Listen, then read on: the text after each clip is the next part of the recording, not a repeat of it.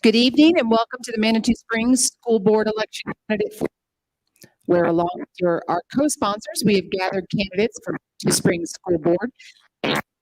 The voters. My mouth is going out. I'm going to recommend to candidates. See how close my mouth is? This is how close your mouth is. Okay? So I'm in and out, and I don't know why. So that's okay. My name is Shelley Roars. I'm sure you can hear me in the back even without the mic, and I am the spokesperson of the League of Women Voters of the Pikes Peak Region. I am one of your moderators this evening, so welcome tonight, and we're going to get to it. Sitting to my left, your right, is our other moderator tonight, also Denny Weber, a League of Women Voters member. And I'm sorry, I forgot to write this down. Assistant Professor, tell me what that is.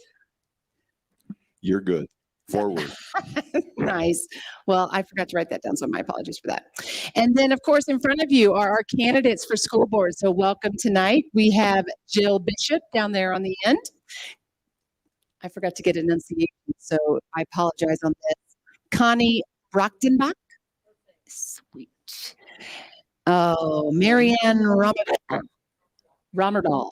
Yay. Yay for us. And Magdalena Santos. Also goes by Maggie. Very good. So your timekeeper this evening, Julianne Griffin, is that right? In the front row. So with candidates, watch her for me if you wouldn't mind. Your question takers in the back, we got Terry Weber, we got Joan, I know I got Sandra and Janet. So if you guys have a question, those are your cards. They're going to come around and collect those. We have you up here. Basically, we sort them for relevancy and duplicity. So if you ask a question that isn't relevant to their jobs, we take it out. And the same for if we don't ask the same question twice, at least we try not to. Shout out to our voter service team. This is a voter service event. They are always hard at work during election season. So thank you to them. It is part of our mission is educating voters. That is what we do. Huge thank you to our audio and video needs. Dan Roars over there in the back. I'm a little biased. Yeah, I'm the same last name. So thank you, Dan, for being here. And so we're also, and that's a shout out to those who are joining us live. Hopefully you may be joining us a few minutes late. We do record these. They are on our YouTube page for the league, and they recorded, so you can share them, candidates, with anyone you want as well. Just take that link and share it. Our co-sponsors, we couldn't do these forums without them. The Black and Latino Leadership Coalition, the Citizens Project, Colorado Latinos Vote, KRCC, Colorado Springs NAACP, Studio 809 Podcast, and Together Colorado Faith Table. So thank you to our sponsors, our co-sponsors. Are any of them here tonight with us? Want to give them a shout out in person? No? All right. So, but thank you very much for your support, again, for sharing. That's part of, we ask you as voters as well to share our information.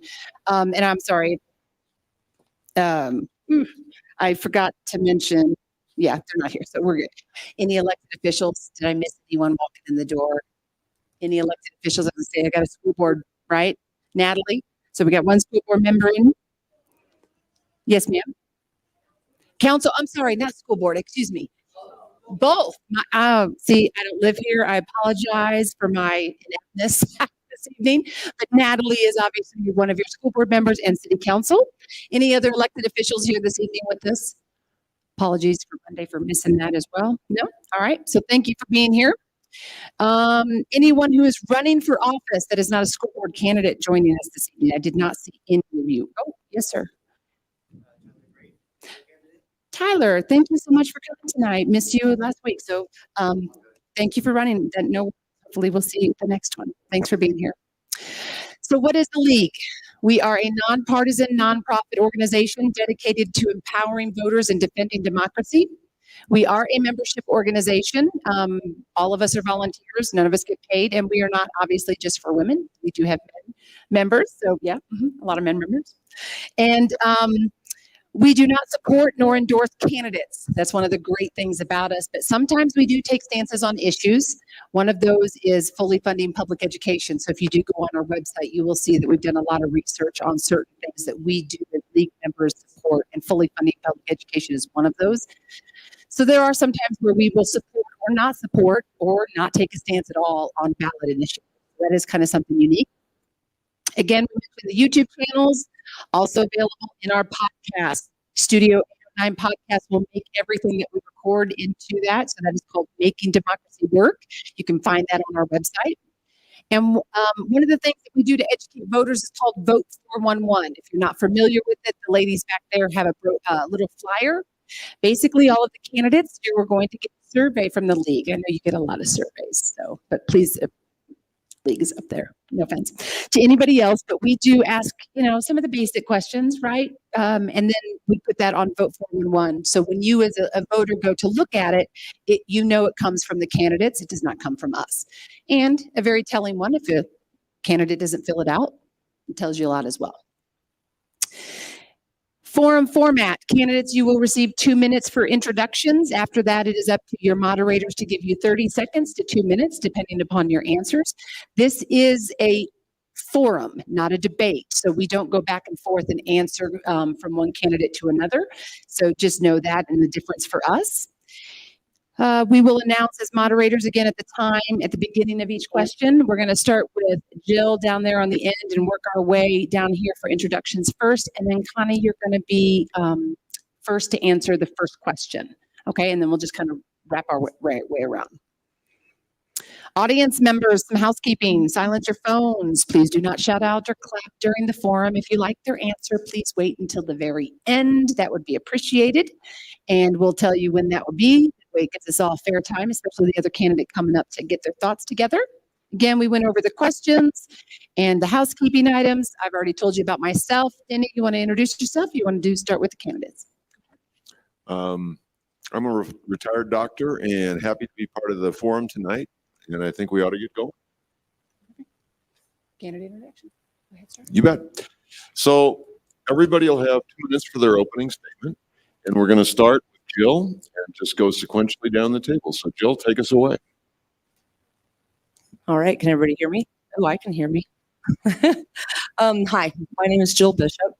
I would like to start this evening by thanking the League of Women's Voters, as well as our moderators and timekeepers, and you in the audience, both here at City Hall and online, for caring about education in Manitou.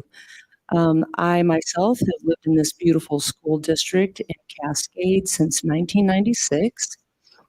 Both of my children received their K-12 education here in District 14, first at UPass Elementary and then later at Manitou Middle and High School. I am myself an elementary school teacher. I have 25 years of experience. The bulk of that time has been spent in Harrison School District 2, both as a classroom teacher and as an elementary art teacher.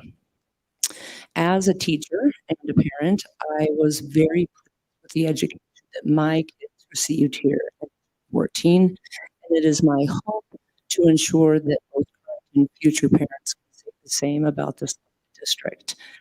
As a parent, I was very much involved in my kids' education. I sat on both building and district accountability committees throughout their K-12 education. And now I find myself with an opportunity to once again have a positive impact on both the students and teachers here in Manitou. I look forward to working with parents, with staff, and with my fellow board members towards ensuring the optimum learning environment for our students through relationships and also data-driven decisions. I look forward to developing a budget using fiscal responsibility to further increase our teachers' pay and also to create a culture of transparency to build trust and community partnerships. Thank you.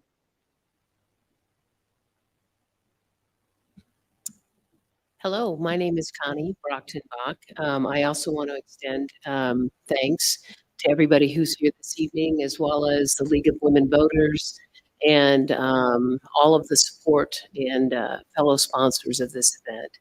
I'm a fourth-generation Coloradan, born and raised here out in eastern Colorado, farmer rancher roots. I've lived in Manitou Springs since 1990. My partner, Vicki Greger, and I have two daughters, Emma, who's 29, and a language arts and history or social studies teacher at Fort Carson Middle School, and Nora, who is enrolled at UCCS in the Inclusive Childhood Development program there. She was a para in the preschool, and so that helped her find her path back to teaching young people. I have two grandchildren, or we have two grandchildren, Jasper and Cedar, both of whom we expect to go through the K through 12 program here at Manitou.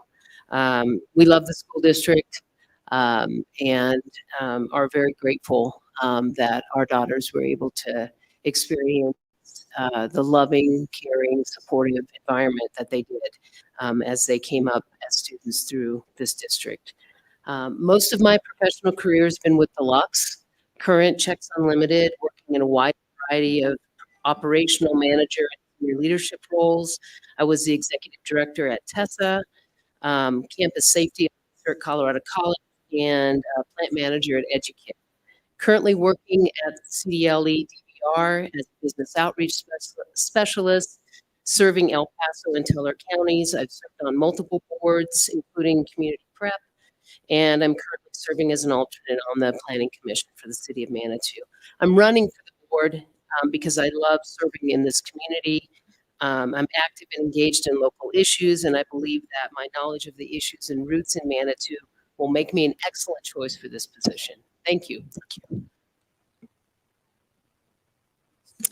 Hi, I'm Mary Ann Romerdahl, and thank you, as my fellow candidates have said, to the League of Women Voters and also all the folks here in the audience and online for coming today and listening to us.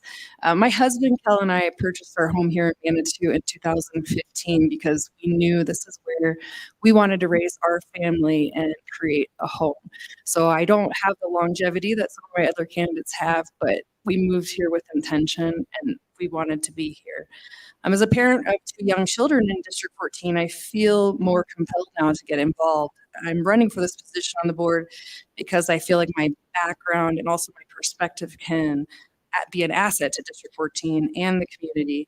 I'm boots on the ground. I'm in the schools every day. I also volunteer in the schools. I'm there seeing how policies are enacted in the school district each and every day. I'm no stranger to tough decisions. I went to the Air Force Academy, and after I graduated, I served as an officer in the Air Force working in air-based defense and anti-terrorism. After my career in the Air Force, I went on to work in commercial real estate as a project manager, specifically working in commercial renovation of properties. Now I own a small business in retail arbitrage, and I'm mainly focusing on raising my children and providing them with the best opportunities and options we can in Manitou. Two areas that I really hope to focus on early as a board member are creating a reasonable district infrastructure plan. We have great buildings here, but they need a lot of help. And our students can only succeed if they're in an environment that is healthy for them. And also community outreach. I think it's really important to get engagement from all community members, not just parents, but also people in the community that don't have children in district right now. If we expect to pass a bond, we need to make sure that we have buy-in from everyone. So thank you so much for coming tonight, and I look forward to discussing my ideas with you. I get the last one, so I get to say thank you for the fourth time. Thank you to everybody, but I'm honored to be in this board with these folks because it seems like we're all on the same page. We've talked before this. But I'll tell you a little bit about myself. I moved here in 1999, specifically so my kids could start kindergarten in 2000 because I wanted them in this school district.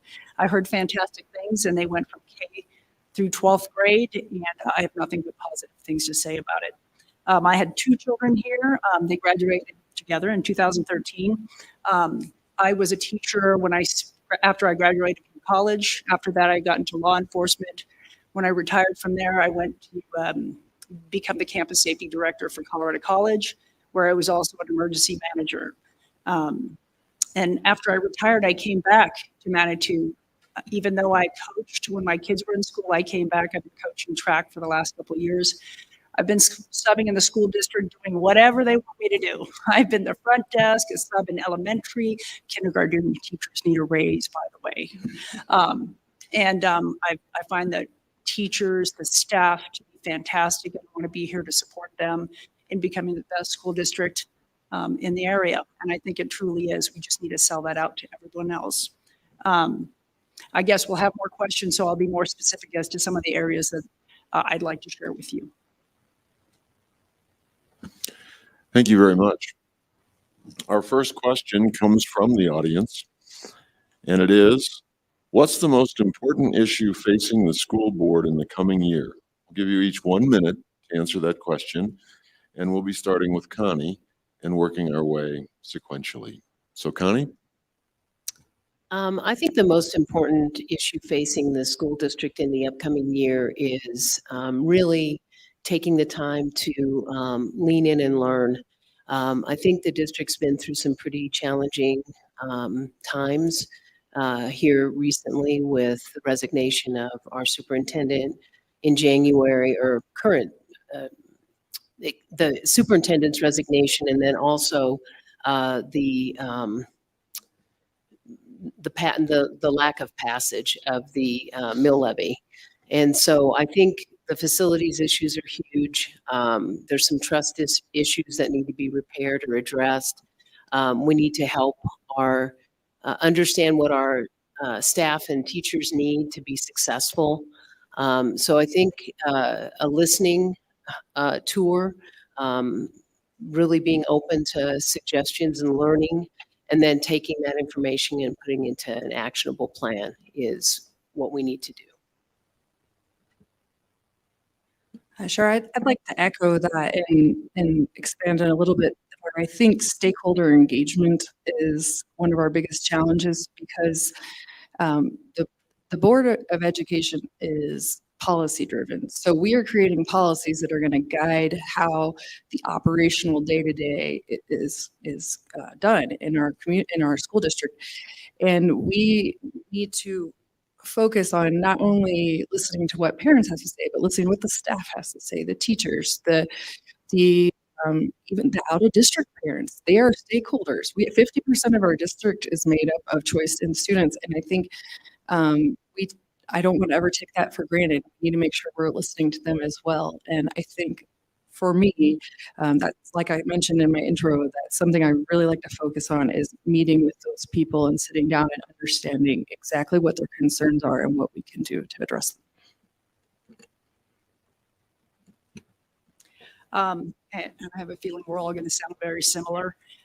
But if I had to pick one particular area, it would be, and I'll try to talk fast, is the budget in terms of 3 different areas. The infrastructure, there's lots of concerns about buildings, HVAC, maintaining them, recreating them, making them places that are sellable for people that we want to come onto campus, for our students, for our staff, so everybody is in a positive environment. The second thing is staff and teacher compensation. Again, it's all under budgets. We're talking, oh boy, I have to talk faster. Okay, and that all has to do with student recruitment and retention, but also for teachers, recruitment and retention. And the last piece is our liabilities. What are the liabilities we have, which are going to impact the budget in terms of accessibility, also background checks for teachers or whoever, and those kind of safety and security issues. Those are things that are going to impact our infrastructure, and that infrastructure is going to be what brings people to, bringing people back to. All right, most important issue at the top of my list, always students, our kiddos. But the most important thing in determining their success is teachers, right? So we start with the kiddos, but then we hop really quickly to teachers, and we need to provide them with the tools and the training that they need in order to make data-driven decisions. Here in Manitou, we've always been very relationship focused, which is one of our biggest strengths. That is something that we bring to the table that not everybody does, but now we need to move forward with training and make sure that teachers are empowered to have the training and tools that they need to ensure student success. And Maggie, I'm with you. We need to take a look at our budget, take a look at how we can be fiscally responsible and find a way to continue to increase our teacher pay, because kindergarten teachers definitely deserve a raise. Thank you, candidates. This next question, we're going to give you, I don't know, it's a pretty big problem in your district. It's a pretty big problem everywhere. I'm going to say still 1 minute. And the first person to answer, I think, is Mary Ann on this one, right? Okay, great. So staff turnover, significant challenge in your district. Manitou numbers in 2019, 0.41%, 2022 turnover 23.56%. What ideas do you have to help with this challenge? And I changed my mind. I'm going to give you 2 minutes. I think it's a pretty big issue. So go ahead, 2 minutes. Gosh, this is a hard one to be the first person to answer on, but kind of expected this question. I think part of staff retention in just in any industry, but especially education, is making sure that the teachers feel heard and that they are getting the necessary tools that they need. And as a person that does not have a public education background, what I would do is making sure that I'm meeting with all these groups to understand exactly what the needs are, and making sure that we can get the funding, looking at our budget, making sure we get the funding to provide those tools to them. A lot of things have happened over the last few years that have changed the way that education works. I mean, COVID came, everything had to switch online. Teachers were scrambling to try to, how do I teach kindergartners online? You know, things like that. And I'm sure that affected the numbers somewhat, but also taking a deep dive into our current staff and surveying our current staff to see what are we doing that's right and what are we doing that's wrong, and how can we as a board support you? What kind of policies can we put in place that will give you what the tools that you need to make this the great district that it already is and continue to be? Because, as I said, one of the reasons we moved to Manitou is because we saw the teachers here. They teach here for like 30 years. They teach here and they stay and they don't go, and we want to keep that. That's buy-in, this community buy-in. It's really what's special about Manitou. It's not a transient community. It's a place where we can all come together and our children can grow together. Thank you. Maggie, same question. I just want to start with, I think that COVID was a time where a lot of people retired if they could, regardless of what area they were working. I was in law enforcement. I worked at the college, and there was a lot of retirements. I do think that some teachers were tired. They were overworked. They didn't feel like they had communication. Their entire worlds were turned upside down. So getting them back to a norm, and I agree completely with Mary Ann, we need to talk to them and ask them, what do you need to feel comfortable and want to stay in teaching? Because some of the younger generation, if you give them a different opportunity, they're going to take it. What would make the education someplace they want to stay? Diversity of experience, opportunities for education, different controls over the school. What kinds of things would make that school more comfortable for them, or make them, because I remember as a teacher, my classroom was my world. The interference from outside made it very uncomfortable. So maybe one of the things is that there's been too much interference in what the teachers are teaching. They have a curriculum. Let them teach what they're supposed to teach. Don't try to go in there and tell them how to teach, what to teach, unless there's an issue. If there's an issue, there's a protocol for grievances. But I've been in these schools, I've been subbing for the teachers, and they're fantastic. I think we just need to let a lot of them just teach. Thank you, ma'am. Sure. All right. Teachers. Yeah, like I said, it all starts with teachers. I think as a teacher, I can tell you that the two things that I believe that keep teachers in place and will ensure that we attract future teachers is a positive school culture. And really, that starts with leadership. I think as a district, as a school board, we need to recognize the importance of effective leadership. An effective leader understands the needs not just of their students, but also of their staff, and families, the community at large.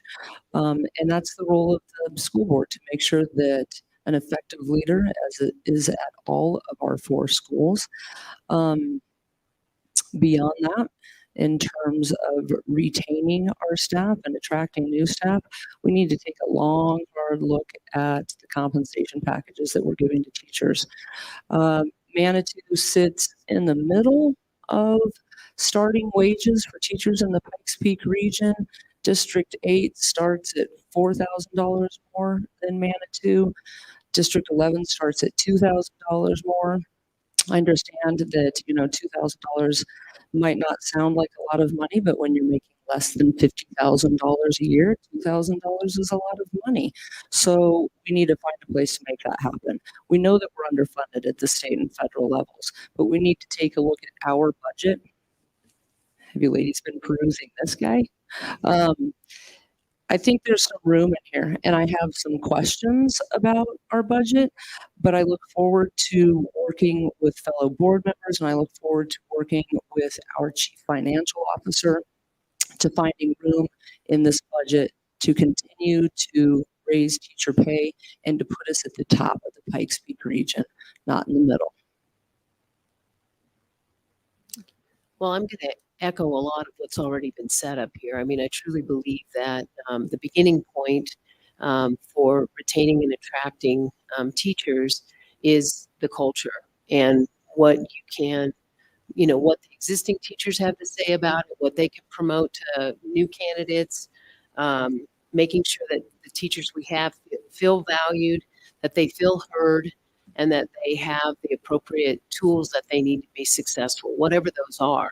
I think it varies by grade level. I think it varies by who's in your classroom, but just making sure that the district is nimble enough to support those needs. Absolutely, class size, I think, is an important consideration in terms of how the classrooms are managed and what the staffing levels look like. So making sure that that's part of the conversation. Declining student enrollments, I think, are something that long-term will impact this conversation and obviously the budget as well. So that needs to be part of this whole conversation around retention and turnover. Compensation is huge. Jill already mentioned it, but my daughter is teaching in D8 and wants to be in D14. It's her hometown, her home school district. Her kids are going to go to school here, but she's struggling to step away from the compensation she receives at D8. She knows she'll take a significant pay cut. So all of those things are important and necessary. I think, again, many of the people up here have already said this, that the school board has to be invested in having those hard conversations, being supportive of the direction the superintendent and staff want to go, and incorporating those themes into the budget. Thank you very much. The next question will first go to Maggie, and that question is, what do you think should be the school board's role in curriculum? 1 minute. 1 minute to answer the question. Maggie. I think the school board has a role, and that role is not curriculum development. There are people who are trained in curriculum development. The CDE sets criteria for that, and I think we need to stay within that parameter. So the school board, I mean, I don't want to go into what I think the role is of the school board, but it is not curriculum development. The school board, we need to stay in our lane. We need to talk about policies, procedures, protocol. We also need to talk about working on the strategic plan, working with the superintendent. And I'll tell you right now that I don't have a doctorate in curriculum development, and most parents also don't have that. So I think we need to trust those people that we pay to do those things. And maybe we could talk about it, but that is not something that we are going to be doing as a school board. And we shouldn't be doing as a school board. Jill? Yeah, Maggie, I agree. I think the role of a board is to definitely have an understanding of the curriculum being used, but to lay trust in those that are choosing that curriculum for us. I really think that this is one of those instances where it's more powerful for us to listen to the teachers and what is working in their classrooms. I think that curriculum should definitely be research based, but that it needs to be chosen based on a district's individual needs. And that's something that we can learn more about by listening to our staff members, and then supporting those choices that they feel are going to be best for kids based on the data behind that curriculum.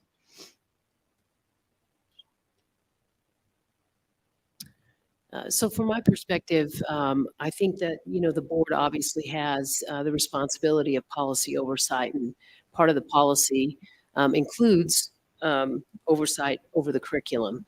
But to everybody's point up here, we aren't experts. Subject matter expertise lies with Colorado Department of Education in terms of the standards that they've set for education within the state of Colorado. Don't want to lose our accreditation as a school district.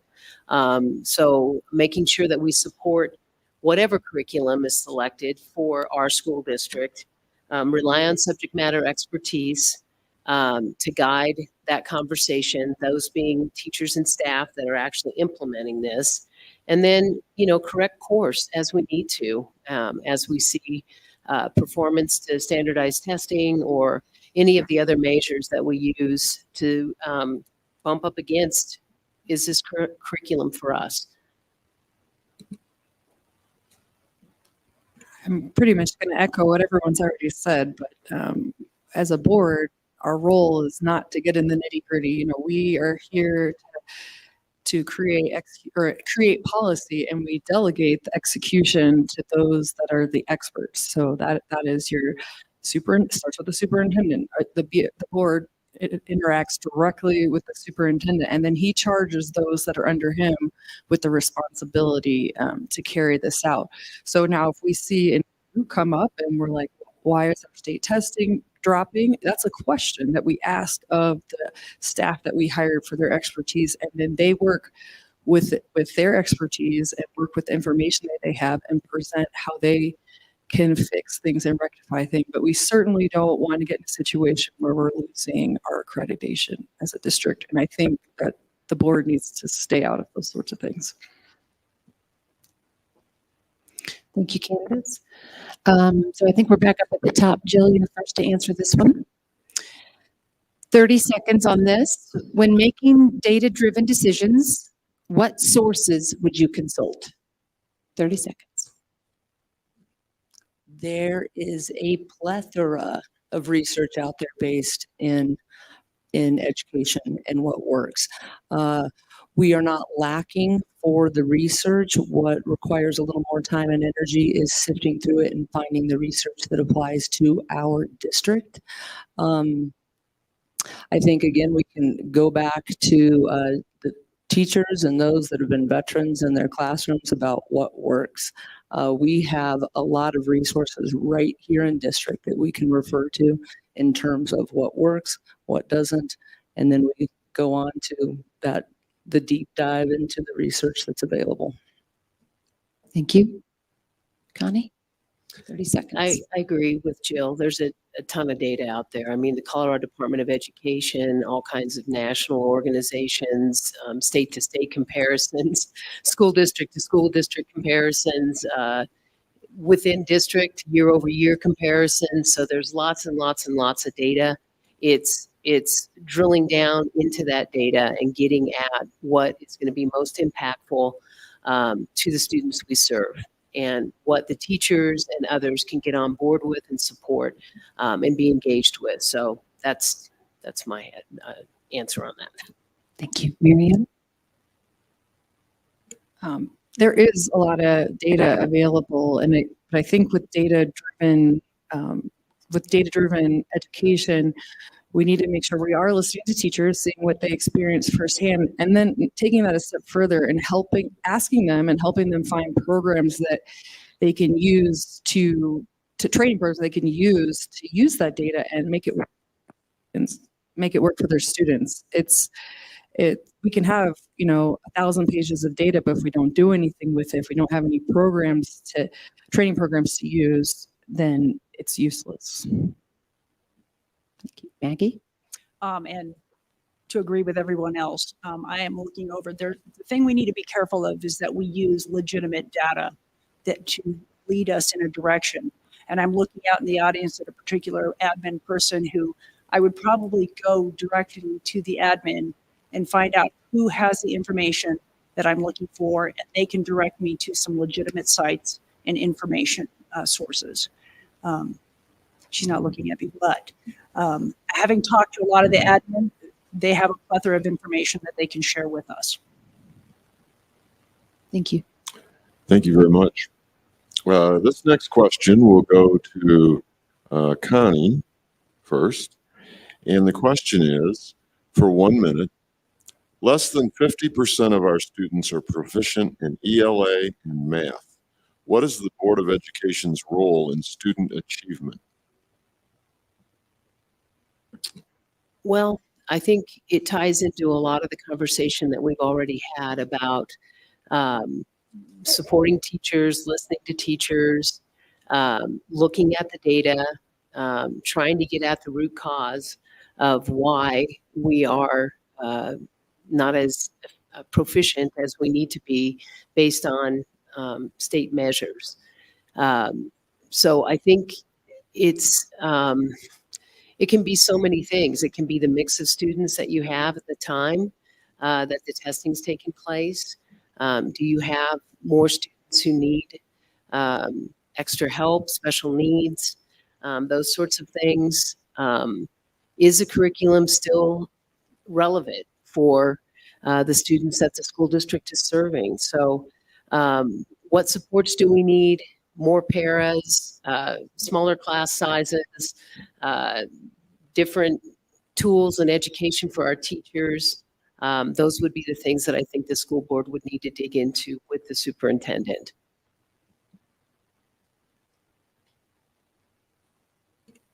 Going back to our role as a board, it's policy. So we are making policies that the staff of the district can work within to make things work, and also are creating a budget that supports that. So if we have funding, if we make a space for funding for the teachers to develop new programs or new curriculum in order to assist in these deficiencies, then we will succeed. If we don't give them, it kind of comes down to money. If we don't give them money, if we don't give them the time, if we don't give them those things, there's nothing they can do about it. It's going to go on as status quo. So other candidates have said it already, but take a hard look at our budget and prioritize our needs to focus on these, what can be considered deficiencies. Thank you. Let's wait 1 minute. We're just going to wait for that. Thank you. Go ahead.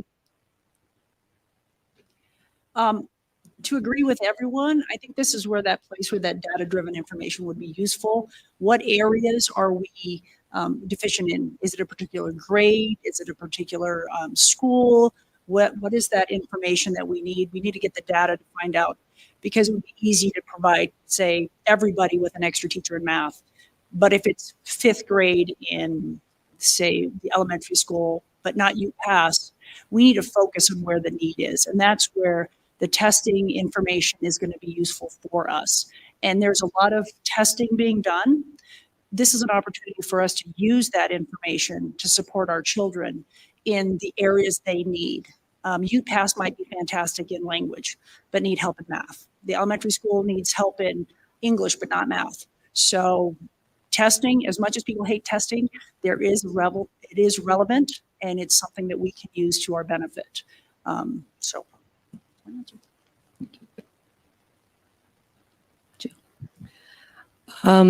Yes, Absolutely, Marianne. It is our role as a board to look at policy, but ultimately, in my mind, we serve kids, right? So I think I come back to data, and yeah, nobody likes to take a test, but I agree, Maggie. We can glean real information from those tests, and I think that's a message that we can send out to our parents and to sort of wipe away this testing is bad in all situations. I think we also need to be careful about gathering real data and also understanding that compiling data is easy, right? We can make big piles of data, but are we giving our teachers the time that they need to analyze it, to dig deep into this, to take a look at what's really happening at various schools, and then decide based on that data, where do we move forward? Where do we get the most bang for our buck? How can we help our kids to succeed? Because ultimately that's why we're here. Thank you, candidates. First to answer this one will be Marianne. Yes, ma'am. 1 minute for this. How might you address our aging and non-compliant buildings when our taxes are higher than any district around us? I'm very happy you asked me this question.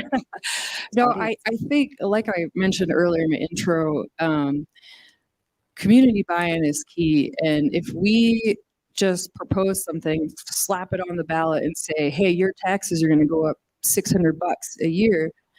Like, if you don't have kids in the district, you're going to say, well, why am I going to pay $600 more a year? So even though our taxes are high, we're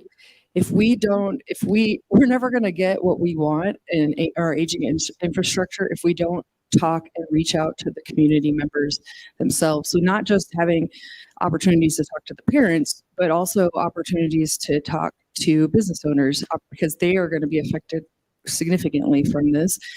Talk to people that don't have current children in the district, but also are tax-paying citizens in the district, because in order for our community to succeed, our children to succeed, we're going to need buy-in from everybody, not just parents and teachers. Thank you. And I agree with that, but I also think we have an opportunity. Manitou is a community. Our schools are part of our community. The community uses our schools, and that communication is important to share with everyone. The track, how many people in this community use the track? How many use the gym? When we have an event in the city, they use our parking spaces. So I think if we sell this piece of not just the school district, you might not have a child in the school, but maybe you used to have a child in the school and somebody paid for your child. But this is a community space. It's not just a school space. And I think everybody needs to understand that.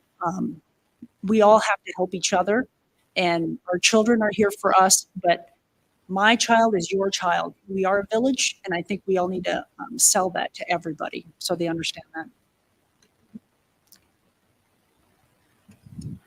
Yeah, aging and non-compliant buildings. I think we saw what happened with the bond issue a couple of years ago. In my personal opinion, it was over the top. We weren't just asked to replace roofs and make the buildings ADA compliant, which I personally believe our community would have supported. Instead, we went to some pretty significant changes with really significant dollar signs. I think we need to get community buy-in and listen to the community. I wasn't surprised when it didn't pass, and I think we need to have our finger on the pulse of the community. The school system is the center of this community, and I think this fantastic little town supports us, and we need to make sure that we're being realistic and asking for people to support us in a way that is fiscally sound. If I have to be smart with my money, then Manitou has to be smart with my money. So I definitely agree that in a small town, the school district is absolutely central to the culture and the community of that small town. And so engaging stakeholders, making sure that the businesses and the citizens in the town are bought in to why the improvements need to be made, what the benefits are in terms of cost savings. I mean, there's all kinds of green solutions that can be incorporated into this conversation that could help with budget, free funds for helping students. So I think those types of conversations need to happen. We are facing declining enrollment as our citizens age and our birth rates drop. We're 50% choice. People aren't going to want a choice into a district where the buildings are falling down. And last point, we have a lot of focus on diversity, equity, and inclusive initiatives. You can't be inclusive and equitable and diverse if you're not accessible. So we have to do something to address that in our school districts. Thank you very much. The next question is a 30-second question. We will begin with Maggie on this question. And the question is, how can we engage students that have difficulty putting themselves out there? I.e., what can we add to get them more involved? Sure. How can we engage students that have difficulty putting themselves out there? What can we add to get them more involved?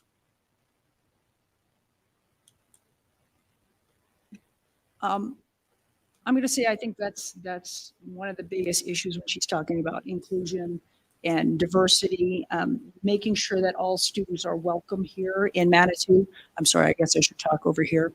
I think it's really critical that students feel that everybody is welcome in Manitou. You're not a specific person who goes to this and does this, only plays football, or only does music or theater. There's a space for everybody, and I think we need to take advantage of what the teachers are sharing. Sorry, that was a really fast question. 30 seconds was very fast. Yes, ma'am. Jill? Sorry, that was fast. Are you done already, Maggie? Yeah, involving students. We all need to be seen, right? Like as human beings, we all need to be seen. So it is our responsibility as a school district to make sure that every student is seen, but I think we can work with our community to make sure that happens, because not all kids are sporty. We do have an awful lot. One of mine was, one of mine wasn't. The other one was a theater geek, right? And we provide an awful lot of things in Manitou. We need to continue to do that, and we need to continue to make this as a safe place and find some community support as well. Thank you. So I think the way that we can work to engage more students who have difficulty putting themselves out there is to continue to offer a welcoming and safe environment, diversity, equity, accessibility, inclusion. College for everyone is broken. We need to make sure that we are building on our Connect 14 initiative, adding in VOTEC career and technology options, theater, and partnering with the community. I mean, we've got the MAC, we've got all kinds of different artists and organizations in town that could help with internships, apprenticeships, all kinds of really creative things. Thank you. To echo pretty much everybody, making sure we have availability for people of a range of interests. If you're interested in automotive tech and we don't have that program available, let's work with the school counselors to help them find a program for those people. And not everybody is on the college track. Some people have different interests, and making it available to them, working with places like the Pikes Peak Workforce Center, community college, UCCS, those places can help us branch out as a small district and getting our students more involved with what interests them. I know that was a quick 30 seconds. It's a lot to put in. I'm hoping this one is a little easier, but you only get 30 seconds for this one as well. First person to answer is Jill. We're back at the top of the order. It's been mentioned a couple times, but tell me what policy governance means to you. 30 seconds. All right, policy governance. It's a big part. It's a big role of the board, and the reality is that there are an awful lot of legalities involved in policy governance. And when we're looking at policy as a board, we're going to have to look at those legalities as our as our first step forward, and based on those legalities, move forward from there based on what policies we're looking at. Connie? Policy governance is the primary responsibility of the board. And so it is absolutely something that we have to focus on for legal reasons, but also for just making sure that we are in the spirit of the law and in the execution of the law, creating an environment that supports the culture and the ideals of the district. Thank you, ma'am. Mary Ann? The way I interpret policy governance is it's kind of like the guardrails. You know, this is what you have to operate within. We are providing you the guardrails that are legal and are include a fair environment, equitable resources, and now the people that we've hired, the superintendent and his staff, will operate within these guardrails. And I think it's really important. Again, I'll echo that the board stays in their lane and we speak as one voice and provide those guardrails so that people can do their jobs. Maggie? My interpretation of the policy governance is that we have guidelines, just like you said, guardrails. There's guidelines that we follow. Then everybody in the school district knows what to expect. There's not haphazard decisions. There's not people making decisions because that has how they feel. I might feel one way, but this is the policies and procedures we have. We should follow them. And I think if everybody in the board knows what that criteria is, then we should follow it, and then the expectations are met. Thank you. 30 seconds. Okay, thank you all very much. This next question, we're also going to keep it to just 30 seconds. The first person answering this question will be Connie. And the question is, how do you feel about book bans that are happening around the county? Book banning attempts which are happening around the county. Well, I am not in favor of banning books. I think that it's a little bit of an antiquated and also ill-advised approach to managing the thought process, especially when we have an internet that provides full access to pretty much everything that's out there. So I think there's a policy that I have right here, actually, that I printed out that helps guide the board in those decisions. And obviously we need to adhere to that. The library and the media center are responsible for oversight of books. And I think we leave it there. I mean, I'm 100% against book banning. I think that's ridiculous. And I'll come out very strong against this. I think that we need to give our children enough credit. They're smart people. It doesn't matter if they're in kindergarten or 12th grade. If they're presented with something that's age appropriate, we need to teach them how to think. If you start taking away their ability to think and only presenting them with certain pieces of information, that you're creating a environment of compliance, not thinking. And I agree. And besides my 30 seconds to say, I also agree. I think that's where the role of the parents are. If you do not want your children to read a particular book, you should be engaged with your child and identify what they're reading and share that information with them. That's what I did with my kids. They check out a book, I'd read the book, they read the book, then we discuss it. And if parents don't want their kids to read anything, that's going to be their responsibility. I disagree with book bans. Yeah, fantastic. I'm not in support of book banning at all. I agree. Parents get to parent and get to pay attention. Man, I read that horrible, what was the vampire book with the apple? Because my daughter wanted to read it. Like, you pay attention, right? Pay attention. On the flip side of that, I gave my son The Catcher in the Rye for his 15th birthday, and it's on one of those lists. Yeah, no, you know what? Books are our access to a world that we can learn from and not have to suffer from. absolutely against book banning. Thank you. For this next question, you will have 1 minute. We're just getting through these. Thank you. Keep them coming. We got a few more up here. First person to answer, I think, on this one is Marianne, correct? Thank you. 1 minute. Describe a time where you had a problem and how you solved it. Awesome question. I feel like this is like a job. This is a job interview It question. is a All job right. interview. Gosh, I can think of a lot of problems that I've encountered over my time in the military and in the commercial real estate world. But personally, one of the things I always struggled with, I've always worked in male-dominated fields, and sometimes you don't get taken seriously as a woman when you work in these male-dominated fields, and that's a little bit frustrating. But I found that getting angry about it was not going to solve the problem. It was just they were going to get angry, and it was just a lot of butting heads. But what would help solve the problem is that I listen to people and listen to what they have to say, and then respond to them with what I thought were my good points and my arguments, and we had a respectful discussion. Because you're not going to get along with everyone in this world. That's just impossible. I mean, nobody's going to like you all the time. So you got to figure out how to talk to people that you're not always going to get along with. Thank you. Maggie? Okay.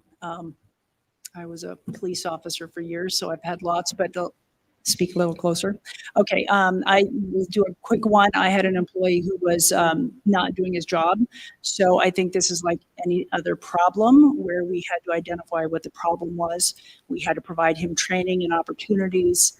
When he failed those things, we went back to doing additional training and then set the criteria of what the expectations were.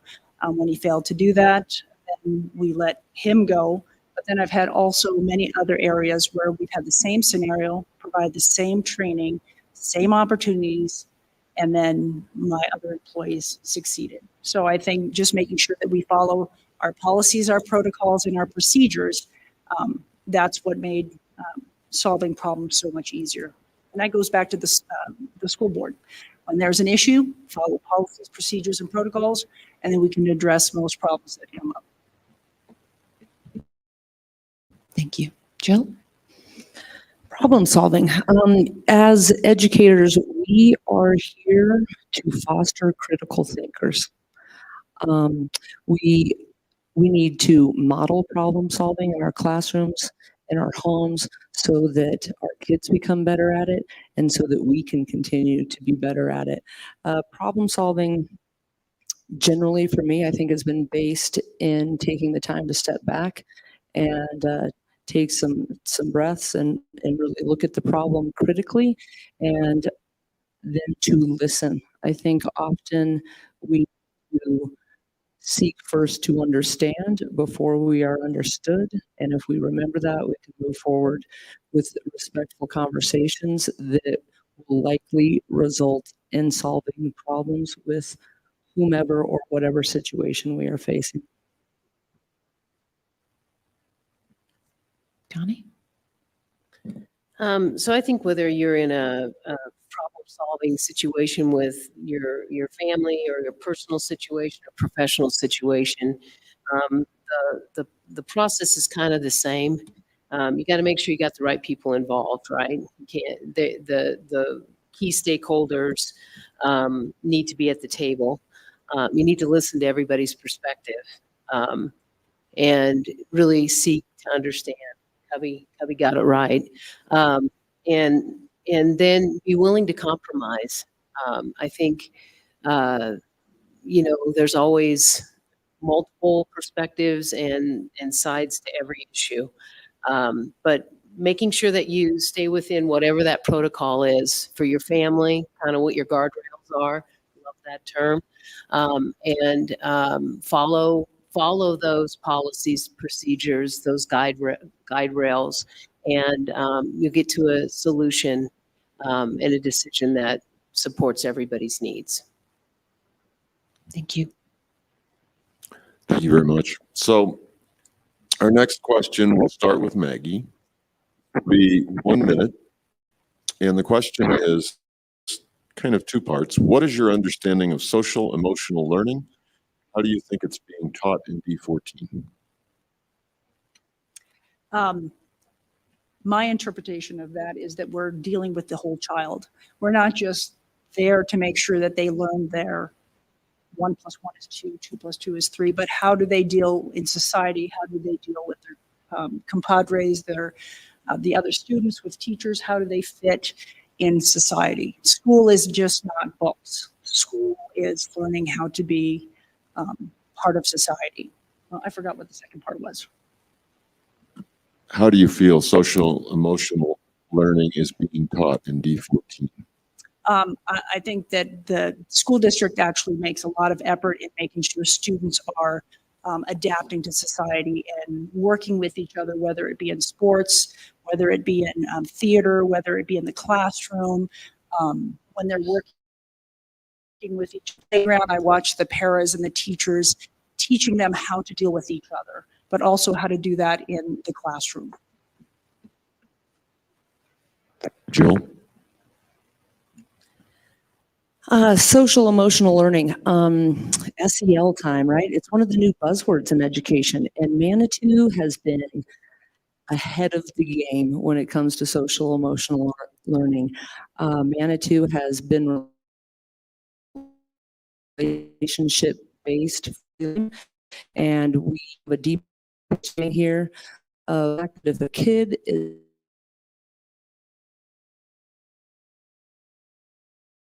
And while some might make the argument that that is not core curriculum and not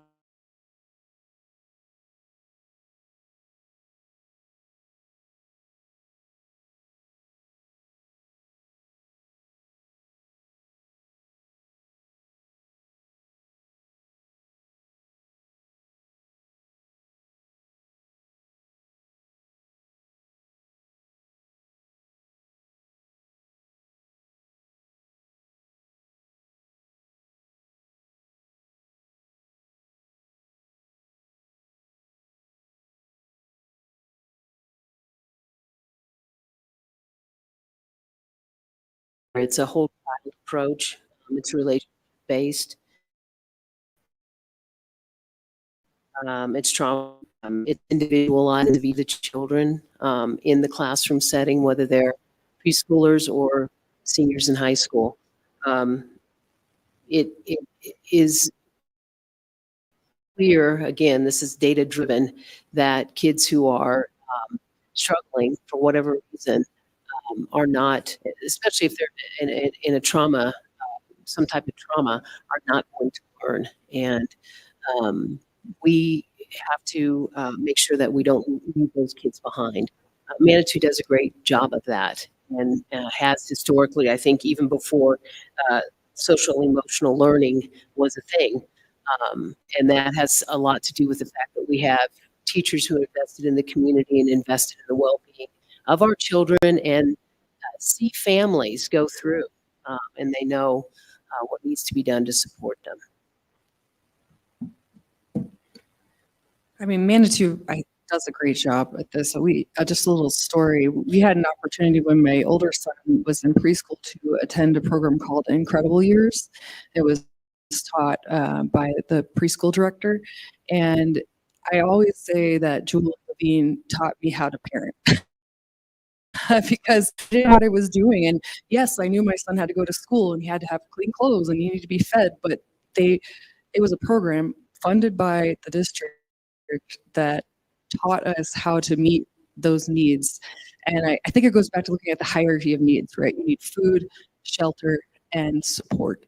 And if Manitou can continue to do a great job of giving that support to our parents and families, our children will succeed academically. You're building that foundation to make it a safe environment for them to learn to read, to learn to do math, to take part in extracurricular programs and sports and drama and all these other things, but they have to feel safe first.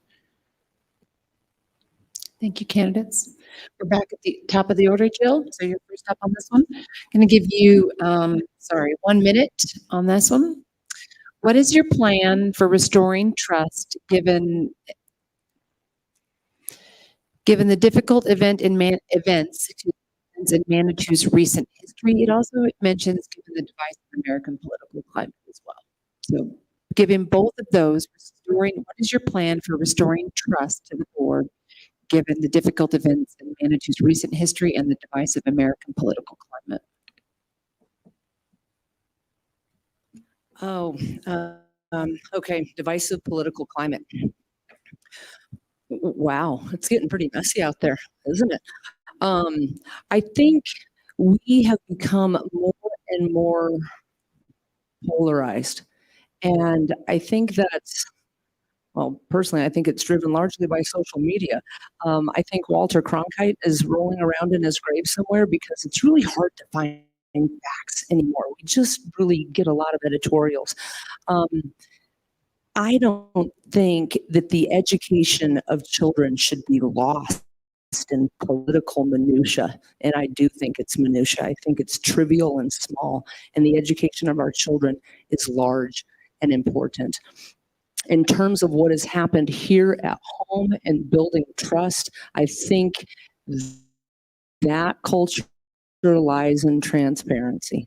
And I understand that there are instances where things have to remain behind closed doors, but I think I would at least like to understand why. So, transparency.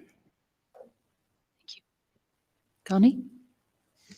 Well, for me, this question's kind of come full circle from the one that we started the evening with. I definitely believe in, at least as a new member to the board, that I would need to do a lot of listening and a lot of digging in, understanding the history behind some of the events that took place. I mean, as a citizen here in Manitou, I don't have a full understanding of what happened, and I would hope to get at some of that in conversations with fellow board members, with staff, with administration, really leaning in, trying to being willing to take responsibility, be transparent, being willing to have those difficult conversations. I think being authentic and just real with people, and connecting on a level that shows that you want to make things right and repair. That would be my approach to building trust. Marianne?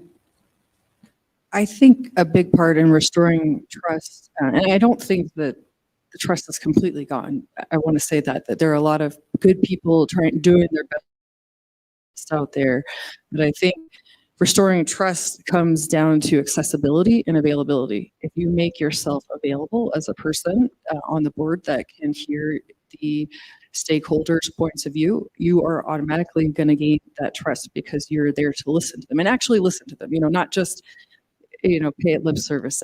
Listen to what they have to say, take that information back to board members, and then process that information in an appropriate way within policy. And I think it is the shame, the divisive divisive politics is it's ridiculous. It really is. But we have to focus, our job is to focus on students. We are here to produce productive citizens out of the Manitou Springs School District. So if we make our goal to produce productive citizens, whether that means they are a doctor, whether that means they're a mechanic, whether that means they do something else, we've done our job. Thank you. Maggie? That's actually one of the reasons that I applied for this position is I spent a lot of time in the last year just talking to teachers, parents, and community members about how they feel in the trust. And I have to agree, the trust is not completely broken. I think people want to feel like they're heard, they want to speak. And that's why it's so important that we had those conversations earlier about having groups get together to have conversations of what they expect, what they want, what they need, and what we can provide. Because sometimes it won't match, but at least we can try and get as close as possible with that. And in terms of politics and influencing the school, I think if the school to facts and information and stays away from opinions and then stay away from battling those politics in the school, I think that alone will be helpful to keeping it out of school. We can talk about what's going on in the government, but let's not have battles and debates in schools about who's right, who's wrong. Okay, I'm done. Thank you. Good. Thank you very much. The next question will be 1 minute, and Connie, you'll be the first person who gets to answer this question. Elements of sexual education being taught in public schools K through 12. Why or why not? 1 minute. I do support comprehensive sex education being K through 12. I think that it needs to be age appropriate, and it needs to be, taught by people who have a curriculum that suits the topic. I'm thinking about OWL, Our Whole Lives. It's a curriculum that is taught in the United Church of Christ, and it is basically for kindergarten age kids all the way up to old folks like me. And it is all about, boundaries, respect of yourself, making sure that you have the words and the courage and the internal strength or confidence to be able to determine what's right for you at each point of your life and your development. And so I don't know what that curriculum would look like in a public education setting, but I know it's out there somewhere. I think comprehensive sexual education is very important. And of course, you need to do it at an age appropriate level, but children need to understand their boundaries and understand what feels safe and what's right for them. I also think that parents should get a choice. If they don't feel comfortable with a certain topic, they should be able to voice that to their teacher, and an alternative thing should be provided for that child or group of children, because parents, especially around religious issues, might feel more comfortable teaching that to their children themselves, and that's okay. That's okay, but we need to make it available for everybody to attend, if possible, and then also that it's age appropriate. Thank you. I'm just going to reiterate that. I agree that it should be there, but I also agree it should be age appropriate. And again, I think parents can have that input as to whether or not they want their kids to do certain parts of that curriculum. I know when I was a teacher, I didn't teach sex ed, but I had certain students who could not do certain parts of my curriculum because of their religion, and I just made accommodations. And I'll tell you that Manitou, when my kids were going through school, made accommodations for parents who the parents were not comfortable with the information, and they wanted to share it themselves. And I think that's appropriate also. Yeah, absolutely. Parents get to parent, and having an opt-out policy is something that's really easy to put in place. Some parents would probably rather that some of those discussions do happen elsewhere. I think historically our sex ed has been age appropriate, and I think it's important not to forget that, and I believe that it should be in schools, and I think that parents absolutely get to be bottom line on what their kids are taught in that particular room at that particular moment. But I believe that good decisions are better made when informed. So let's inform our kids and make sure that they can make good decisions for themselves to keep themselves safe and happy as kids and later as adults. Thank you, candidates. All right, the first one on this next one is going to be Mary Ann, I believe. Speaking of your district's current mission statement, tell us what it means tell us what that means to you, and you will have 30 seconds for this one. I don't like to but I'm assuming it has something to do with whole child and creating productive citizens for Manitou Springs. And as a board member, I would do whatever I could to encourage policy. I don't know exactly what the mission statement is, but I will now look it up. Maggie?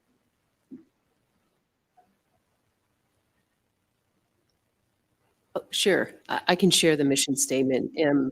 Provide a safe and caring learning environment, encourage all students to reach their potential, and prepare responsible citizens. So three-pronged mission statement that you got darn close to in your response. Sorry. Provide a safe and caring learning environment, encourage all students to reach their potential, and prepare responsible citizens. We're kind of cheating on the test up here, aren't we? Hey, No we're a offense, but team. there we Oh, Maggie, you're but up. I have to say that when she read that mission statement, that sounds like everything we've been talking about with that mission statement, we have all touched on and we agree upon. So, Jill? Yeah, here. And I think you just witnessed what people can do when they work together. Thanks for leading the way, Connie. Well done. And yeah, absolutely. We're here to support that. We're here to support that mission. And I think, honestly, everybody in the room is here to support that mission or you wouldn't be here. So now we get to move forward as a team and work together to make sure that that happens. Connie? Yeah, I just want to echo what everybody else has said. I think everybody has answered questions touching on a caring learning environment, a safe learning environment. I mean, that's what all the AI, I'm going to add accessibility to that.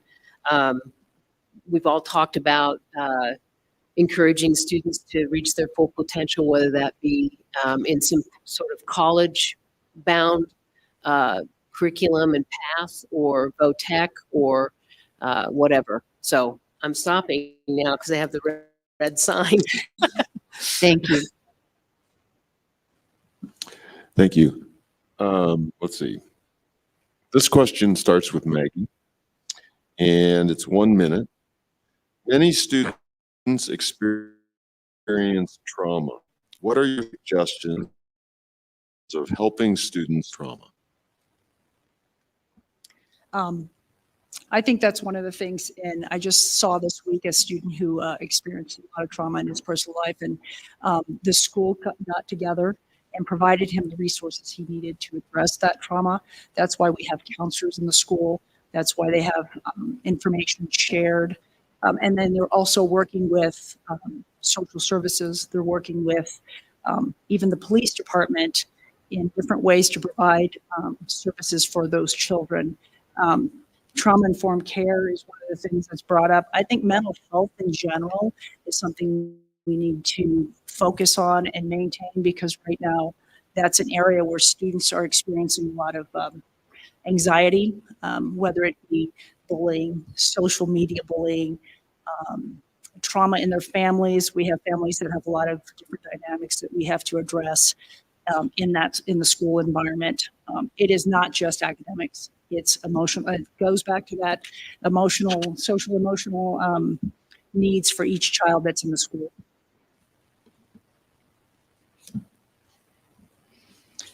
Trauma.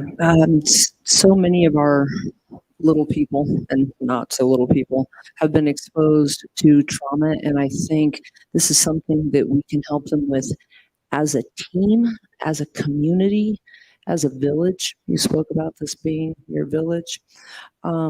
Trauma-informed care is something that we're talking more and more about in education, and I think that's really wise for us to do. I want to make sure that our teachers have the training and tools that they need to support trauma-informed care. As I said previously, I don't think we can overstate the importance of counselors and social workers in our schools so that kids have an outlet verbally for their trauma-informed care. As an art teacher, I've got to put a plug out there for art as an avenue to let kids express emotions and anxiety. And I know that that's something that is in place in Manitou as a part of the trauma-informed program. So I think you have to train that trauma-informed and social emotional, those supports into all levels of your staff and all of the folks that are supporting children in that environment. So teachers, counselors, paras, everybody needs to understand the concepts of trauma-informed learning and social emotional supports. We need to tap into wraparound services and resources. There's lots of nonprofits in our community that can provide support with art, Concrete Couch, the MAC, the police, DSS, and we need to take a whole child and whole family approach. Make sure that the child is not the only person receiving the support. Obviously, the most important, but they are only in school for a short part of their day. We have to make sure that we're engaging significant adults in their lives to help continue this this work and this healing outside of the classroom. I think it all goes back to what it spoke about earlier in giving children a place that they feel safe. So maybe school is the only place that they have in their life that is safe right now. So let's make it as safe as possible and connecting them like my fellow candidates have said, with the great counseling services we have in school, but also local community organizations, connecting them with the nonprofit organizations that exist in El Paso County to help, like if they need continuing care, if they need continuing therapy, helping connect them with these resources, because it doesn't matter if they're 5 or they're 17, they're still children and they need guidance, and school can be their safe place to get that guidance if they don't have it somewhere else. Thank you. All right. First, again, we're right at Jill, I think, right? Okay. So you're going to have 30 seconds to answer this one. As a board member, how will you uphold transparency, which is an important part of your mission vision statement? So how do you plan to uphold transparency as a board member if elected? 30 seconds. Earlier, Connie spoke about being authentic, and I wrote the word down. I think that's a really big part of being transparent, is being authentic, being available, being a good listener, and being willing to explain at least the policies behind some of the, those places where we can't come together, because we're not always going to come together, but being willing to give the explanations that you can. Authenticity. Thank you. Connie? I think transparency is absolutely a component of trust. You have to build trust. You have to, people have to believe you. They have to believe that you're listening to them, that you're willing to get in there and explain the why, talk about the things that are hard, be honest, listen to their concerns, be available, accessible. I think all of those things support transparency. Mary Ann? Well, by law, we have sunshine laws in the state of Colorado. So by law, we need to be transparent. It is our duty as, if elected as board members, to be transparent. But not just that we're required of that by law, but also making ourselves available.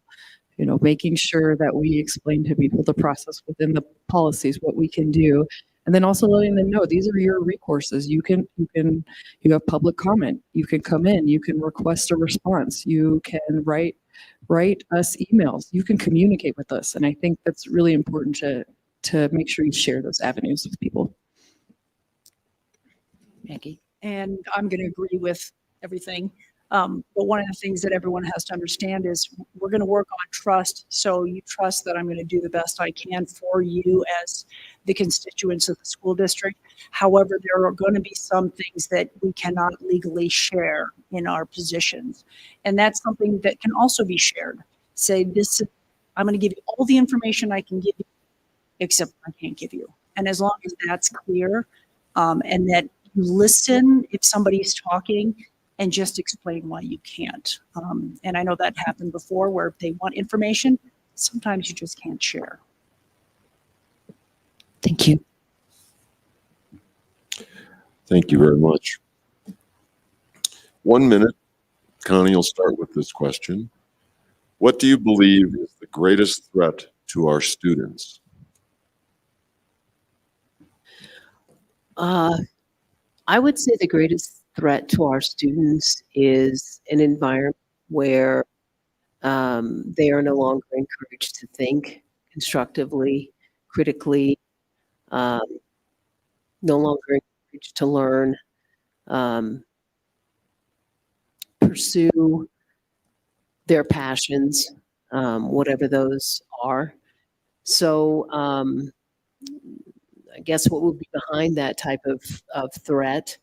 I mean, there's safety issues. Don't get me wrong. Of course, we could have a shooting situation or something like that. And I think, we've done what we can and continue to progress in protecting students from those types of events. But when I think about what learning is about, anything that would narrow a child's opportunity to safely become their whole person, their whole self, is probably the greatest threat to our students. I would definitely agree with that. And I just take it one step further in that losing valuable staff members that encourage that type of thinking it is probably the biggest threat, because if we talked about earlier, we have a pretty high loss rate over the last few years, and that can be due to a variety of factors, and there's a lot of stuff that goes into that. But when we lose these career educators because they're burned out or they're not having the right resources or whatever it may be, that is a big threat to our students, because we no longer have that person and resource available for them any longer. And we're just doing what we can to cover a classroom. Like, we don't have enough substitutes in the district. That's no secret. We're always looking for subs, and I, unfortunately, the people who suffer most are the children. So making sure that we work on our staff retention, I think, is important. And I agree. I keep agreeing, but I think one of the other things is our loss of community. That would be something that would be a threat to our students. They could go to any school in the city and get a teacher to teach them math, but can they go into a school where they feel like they belong, where they feel like that this is their home, these are their people, this is their village, this is their family. So I think it's critically important that we keep our teachers because they're our family, keep our students because they're our sisters and brothers. And that's how my children felt, and that's how I want everybody's child to feel.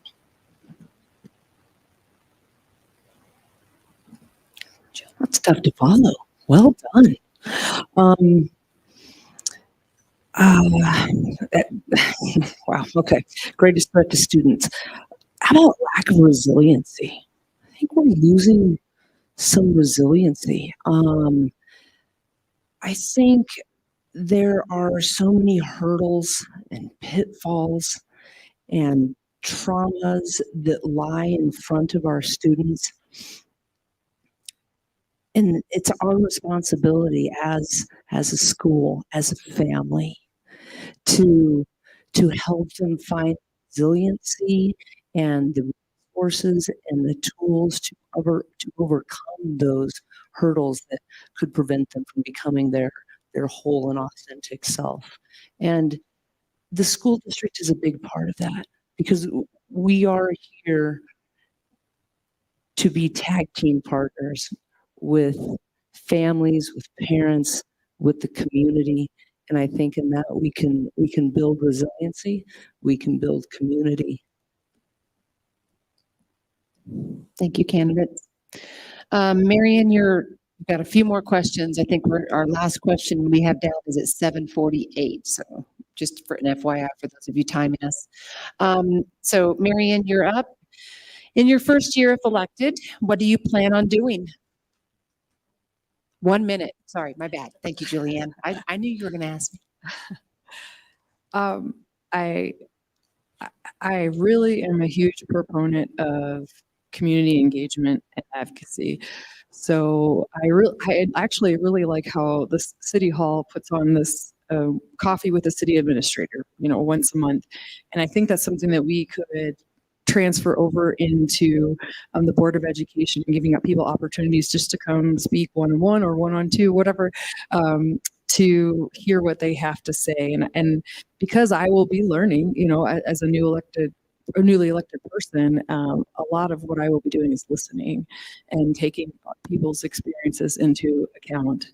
I think that would be the most important. And then I've already talked about it a bunch, but infrastructure and supporting the plans that we have in place, and hopefully using some of my experience in commercial real estate renovation and project management to make sure we are going in the right direction and engaging the community about it.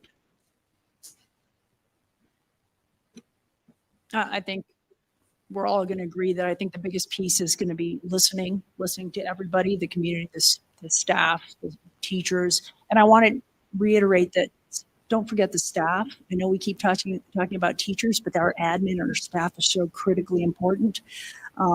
So listening to them and not being distracted. I mean, we don't want to distract from the school. We want to be there working cohesively with the superintendent. What is the superintendent's goals? What are our goals? And how do we work together?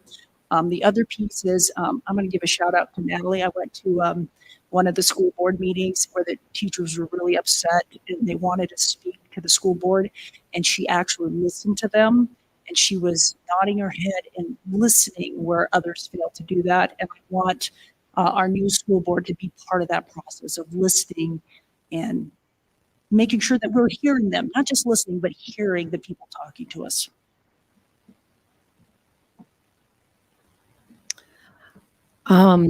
Yeah, absolutely. As a newcomer to the board, I think it's important, as a newcomer to anything, I think it's important to learn from those whose footsteps you are following in. Maggie, I too went to a board meeting, and Natalie, you were making eye contact with people. And I think that's powerful. So yeah, listen and learn. I think that's an important part of the first months for sure. Moving forward, I would really like to dig deeper into our budget and work with the people that understand our budget, people that have built the budget before us, so that we can find a space to support our staff so that they get the pay that they deserve. We need to attract and retain good teachers, because it all comes back to teachers who are supported by other staff members.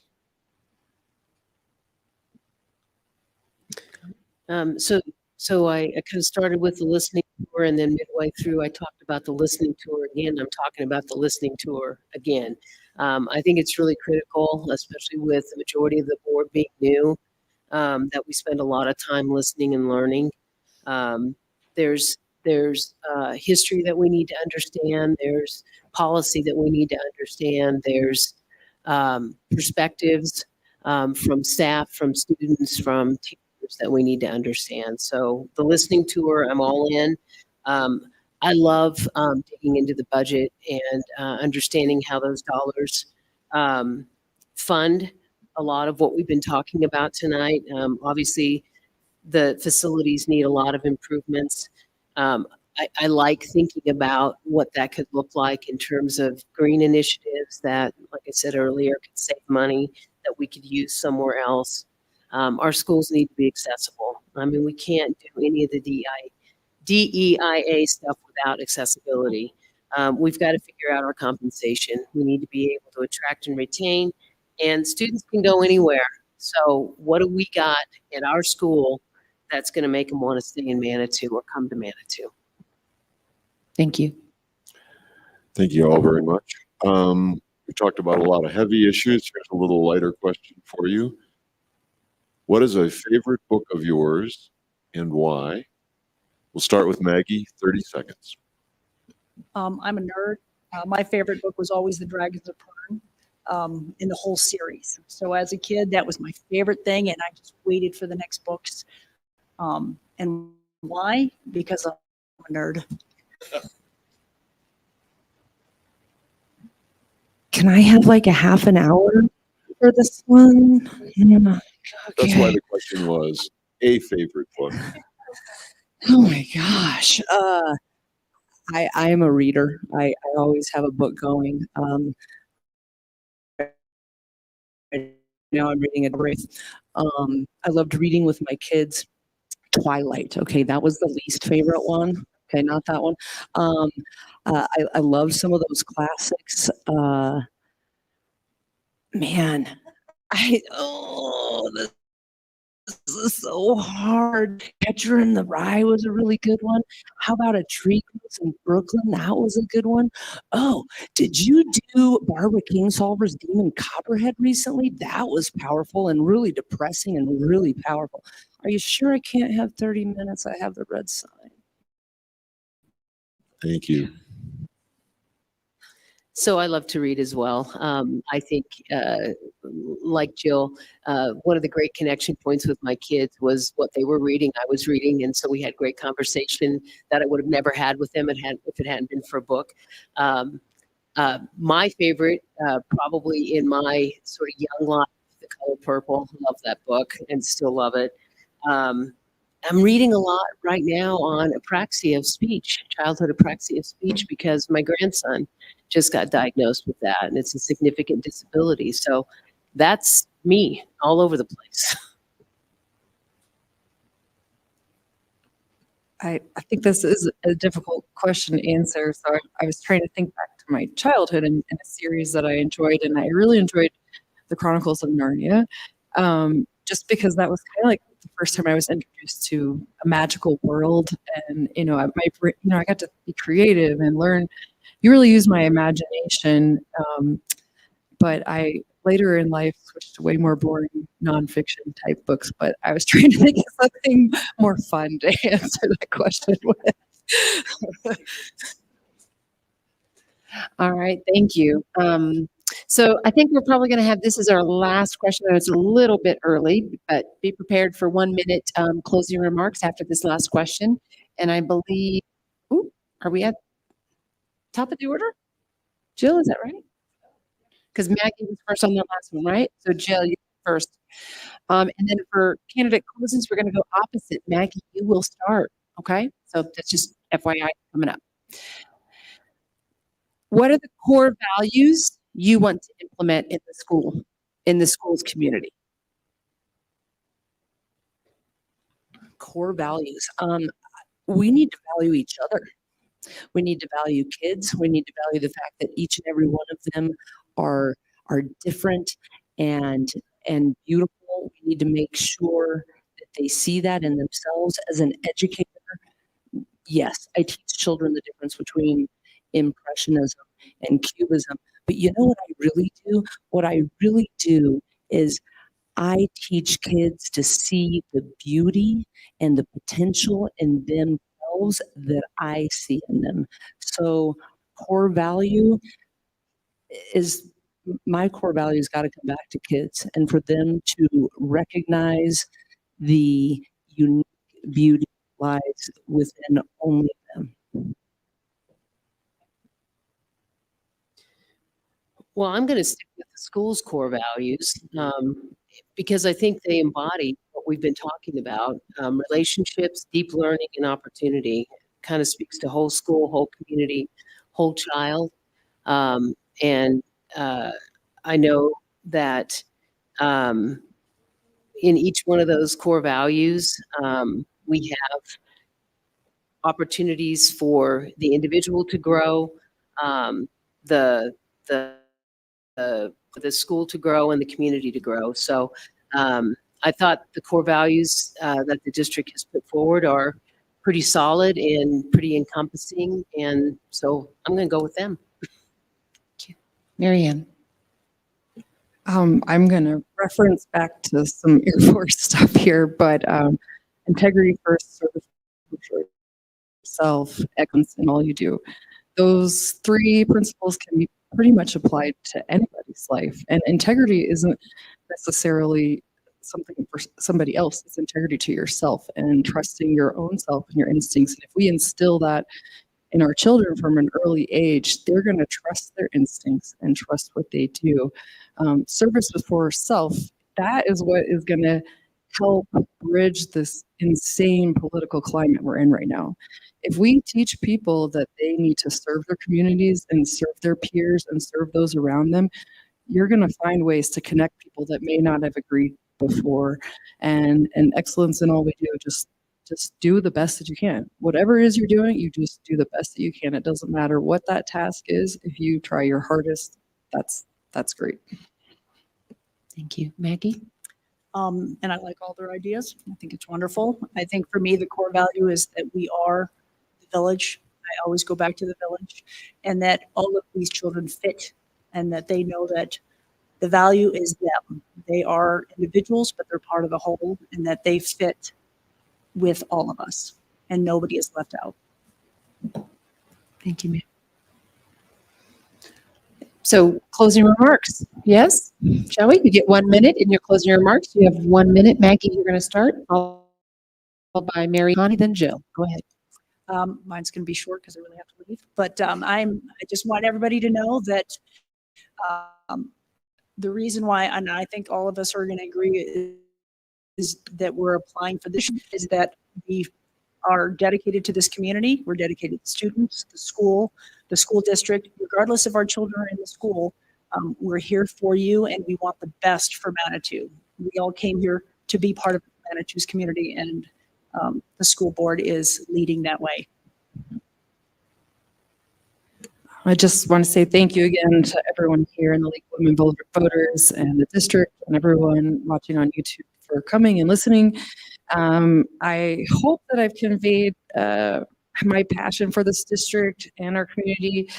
I will have a child in this district for at least the next 16 years. I'm very invested in its success, and not just for selfish reasons, but slightly for selfish reasons, but I want to succeed. I do think the board needs to take infrastructure development to the next level, and I really want to make sure I emphasize that. That's important. Accessibility is extremely important. We are way behind on that, and that we have no excuse for that. I also want to say I'm planning a meet and greet at the American Legion, Post 39 down the street on Thursday, October 12th from 6 to 8 p.m. So if you want to come and be my guest at the Legion, I'd love to talk to you one-on-one. Thank you. I also want to thank everybody for being here tonight, and for the League for sponsoring the event and moderating for us. I love this community. Anybody who knows me outside of here knows how much I love the community and how invested I am in it. I think we have a gem, really.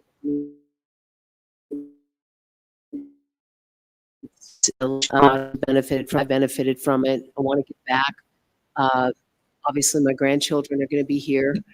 So I got longer than you, sister, even though I'm a lot grayer. But I appreciate the time. We can do some great things with collaboration, with a willingness to listen. We got some monumental stuff to take on, the facility stuff, the compensation issue, and declining enrollment. Those are big things that are going to have a significant impact on the district. So I want to be part of that problem solving and solution making. Thank you. This time I get to be the fourth one to thank everyone for coming. You know what? I'm just so happy to have had the opportunity to experience this and partake in this. I think I felt really good coming in the door about what I knew about my fellow candidates. I feel even better now. I think this is absolutely a gem, this marvelous little town. And our school district is at the heart of it. Everything that I've really ever done has been driven by my belief that it's my responsibility to leave this place better than how I found it. And serving on this board will offer us the opportunity to do just that. I love where I live. I love this place. And I love the opportunity to further serve it, and I'm ready to do so. Thank you, candidates. Can we get a round of applause for our candidates, please?